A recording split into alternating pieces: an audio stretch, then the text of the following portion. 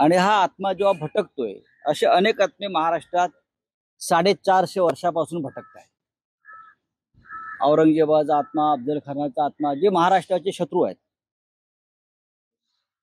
जे मराठी माणसाचे शत्रू आहेत, ज्यांना महाराष्ट्रानं गाडलंय, अशा सगळ्यांचे आत्मे महाराष्ट्रामध्ये गेल्या 400 वर्षापासून भटकत आहेत.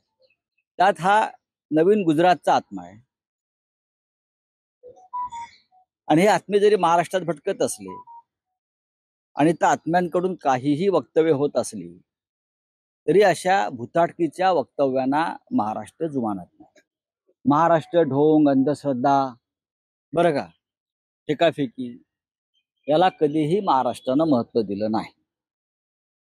महाराष्ट्र हा ज्याला एक पवित्र आत्मा म्हणतो, अशा लोकांचा प्रदेश आहे. इथे छत्रपती शिवाजी महाराज जन्माला आले, इथे डॉक्टर बाबासाहेब आंबेडकर जन्माला आले, म्हणजे सुपुत्र आहेत ते महाराष्ट्राचे.